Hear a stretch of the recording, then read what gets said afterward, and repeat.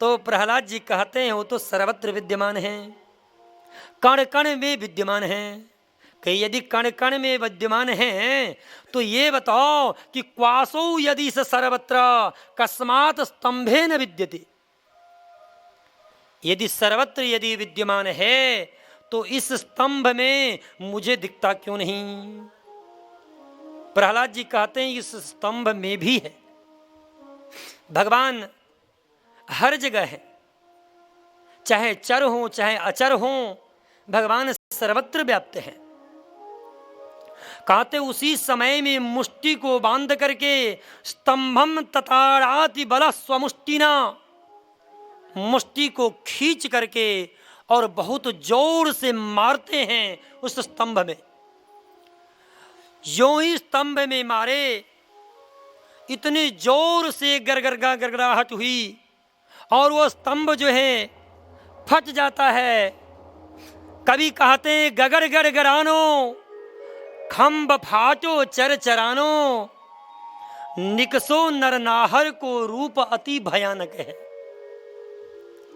गगड़ गड़गड़ानो खम्ब फाटो चर चरानो, निकसो नरनाहर को रूप अति भयानक है। ककर कर करावें दसन जीव लप लपावें, चितवत सरोज मानो अंग जात खानो हैं। चितवत सरोज मानो अंग जात खानो हैं। चर चर चर चर की आवाज हुई, तुरंत जो है खंभ फट गया, उसमें से भयंकर रूप धारण करके भगवान प्रकट हुए।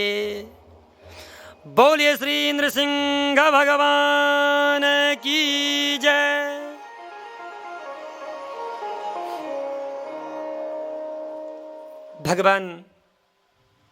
भगवान कुछ क्रोध में हैं। इन स्वरूप को देख करके देवता लोग थर्रा उठे, जो देखे देखते ही रह गए। यहां तक कि लक्ष्मी तक कांप उठी। लक्ष्मी की भी ये साहस नहीं कि उनके पास जाए। धीरे धीरे हिरण्यकशिपु की तरफ बढ़ते गए। गदा युद्ध हुआ, बाहु युद्ध हुआ, मल्ल युद्ध हुआ। अंतिम में भगवान घसीटते हुए उनको और द्वार के चौकट पे ले जाते हैं। हिरण्यकशिपु कहता है मैं मर नहीं सकता। भगवान कहे क्यों? कहे मुझे ब्रह्मा का वरदान है। भगवान कहे क्या वरदान है बताओ तो सही, क्या वरदान है? तो कहे कि ब्रह्मा के बनाए हुए 12 महीने में से किसी महीने में मेरी मृत्यु न हो। तो देखिए ज्योतिष शास्त्र में सूर्य सिद्धांत, सिद्धांत शिरोमणि आदि ग्रंथ में बहुत प्रपंचित है। ये जो सावन दिन होते हैं, 9 प्रकार के नवविध कालमान है, 9 प्रकार के दिन होते हैं। उसमें शौर्यम, तेजो, धृतिर, दाक्षम, ब्राह्मो दैवस तथैवार्षः, ब्राह्मो दैवस तथैवार्षः, प्राजापत्य ब्राह्ममान होता है। ब्रह्मा की आयु के निर्धारण भिन्न भिन्न प्रकार से होते, देवता की आयु भिन्न प्रकार से होते हैं। हम लोगों के जब उत्तरायण 6 महीने होते तो ब्रह्मा का, देवता का दिन होता है, और जब दक्षिणायन में 6 महीने होते तो देवताओं की रात्रि होती है। और ब्रह्मा के बताए थे पूरे कल्प को लेकर के दिन और कल्प को लेकर के रात्रि, यानी 71 जब मनवंतर हो जाते हैं तो एक जो है 71 जब चतुर्युगी हो जाता है तो एक मनवंतर होता है, और ऐसे ऐसे जब 14 मनवंतर हो जाएं तो ब्रह्मा का एक दिन होता है, बताए थे। तो ब्रह्मा के दिन भिन्न प्रकार से हैं, देवताओं के दिन भिन्न प्रकार से हैं। ब्राह्मो दैवस तथैवार्षः, तो ये 13 महीने की बृहस्पति के मान होते हैं। ब्राह्मो दैवस तथैवार्षः, सौरम च सावनम चांद्र मार्क्षमानानि वैनव। सौरमान होता है, चांद्रमान होता है, नाक्षत्रमान होता है, सावनमान होता है। इस प्रकार से 9 प्रकार के मान की गणना है ज्योतिष शास्त्र में। तो एक सूर्योदय से दूसरे सूर्योदय तक के काल को सावन मान कहते। सौर वर्ष में वर्षा यनर्तु युग पूर्वक मत्र सौरान, सिद्धांत शिरोमणि की पंक्ति। ये सब के सब वर्षात्मक होते हैं। तो सावन दिन जो है एक सौर वर्ष में 365 और कुछ होते हैं। यही कुछ बढ़ते बढ़ते 2.5 वर्ष में जाकर के पूरे 30 दिन का आकार ले लेता है। और इसी को हम लोग मलमास कहते हैं, जिसे अधिमास के नाम से ज्योतिष में जानते हैं, जिसे हम पुरुषोत्तम के नाम से जानते हैं, पुरुषोत्तम मास। ये बृहन्नारदी पुराण में बहुत विस्तार से इनकी कथा है। तो भगवान कहते हैं कि देखो इस समय में पुरुषोत्तम मास चल रहा है, इसलिए वो मास भी नहीं है, ब्रह्मा के बनाए मास में नहीं है। उसके बाद कहे कि मैं दिन में नहीं मर सकता, मैं रात्रि में भी नहीं मर सकता। तो देखिए 15 संधियां होती हैं। मनुस्मृति के प्रथम अध्याय को देखिए या सूर्य सिद्धांत के मानाध्याय को देखिए, 15 संधियां होती हैं। ये दिन है और रात्रि है, इसके बीच की संधि है।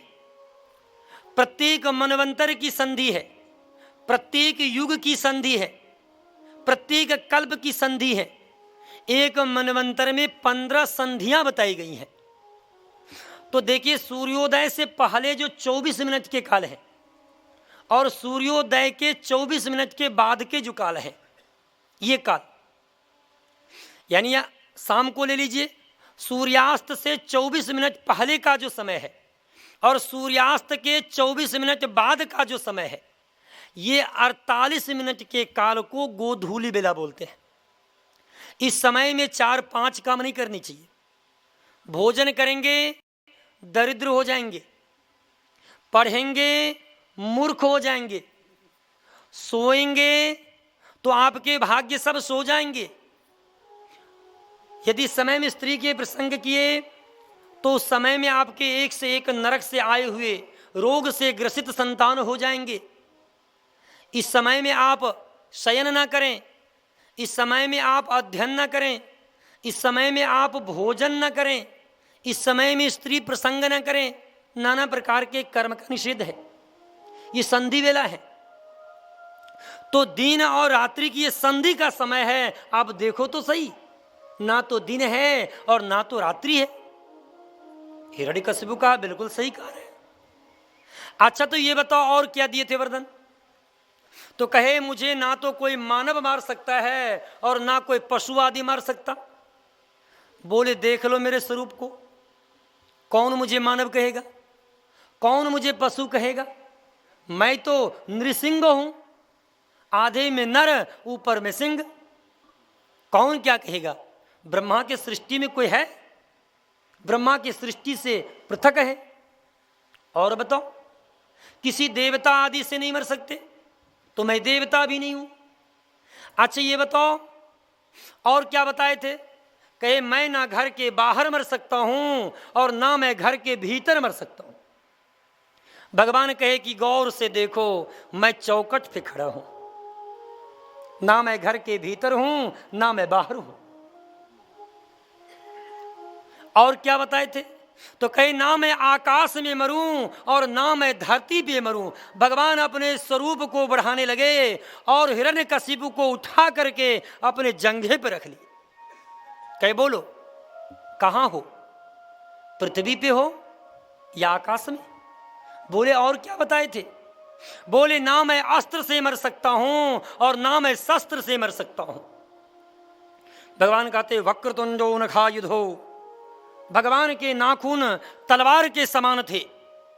तुरंत कहे ये देखो मैं तुझे नाखून से तुम्हारा उद्धार करूंगा। और उसी समय में उसके हृदय पे प्रहार करते हैं, खून की धारा वह चलती है और हिरण्यकशिपु के हृदय का विदारण कर देते हैं। बोलिए श्री इंद्र सिंह भगवान की जय। भगवान का भयंकर स्वरूप है, कोई डर से जा नहीं सकते। सभी लोग देवता लोग कहे कि ना बाबा ना, मैं नहीं जाऊंगा। शिव जी भी पीछे हट गए, ब्रह्मा भी हट गए। सभी लोग कहे कि देखिए, जहां किसी से काम न बने वहां देवी जी को आगे कर दीजिए, काम बन जाएगा। तो सभी लोग लक्ष्मी के पास में गए कि देवी जी आप ही शांत करो ना। लक्ष्मी जी भी भय से थर्रा उठी और वो वचन याद आ गया कि भगवान सही कहते। लक्ष्मी जी कहती है, मैं तो यही सुना था, शांताकारम भुजग शयनम।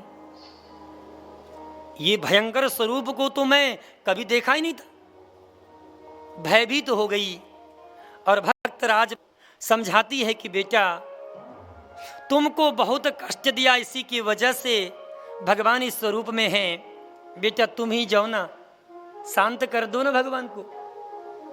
भगवान के पास में प्रहलाद जी महाराज आते हैं। देखिए क्या दिव्य रूप हैं, भरी उनकी आंखों में है कितनी करुणा। देखिए भगवान के नेत्रों में कितनी करुणा आ गई, अपने स्वरूप में आ गए भगवान की। जरा इस झांकी को देखिए, जो भगवान यक्ष गंधर्व किन्नर विद्याधर चानरादि, यहाँ तक कि शिवजी देवर्षि नारद इंद्रादि लक्ष्मी तक की स्तुति करने पर नहीं माने, वही प्रहलाद की स्तुति को सुनकर के अपने रूप में आ गए। भगवान की दिव्य झांकी है। प्रहलाद जी से कहे कि कुछ मांग लो, प्रहलाद जी कहे कि नहीं प्रभु, इस संसार में सुख उतना ही है जैसे किसी को, तो यदि खुजली आए तो मन करता है कितना खुजला लूं, और आनंद तब तक ही मिलेगा जब तक आप खुजलाते रहेंगे, और जितना ही खुजलाएंगे, खुजलाने के बाद उतना ही दर्द होगा। तो संसार में सुख ऐसे है, आप लगे हैं, आपको लग रहा है कि सुख है, वास्तविक में वो दुख से आसा वो सुख है। परिणाम में विष, परिणाम में विष के समान है। जैसे विष करके रस लगा करके चीनी के बोर दें तो तक्षण तो भले मीठा, लेकिन परिणाम में आपका, मुझे मत फंसाओ इसमें, मुझे अपने चरण की भक्ति दो। लेकिन भगवान कहते हैं कि कोई बात नहीं, मेरी इच्छा है कि आप राज्य करो। प्रहलाद जी महाराज राज्य करते हैं।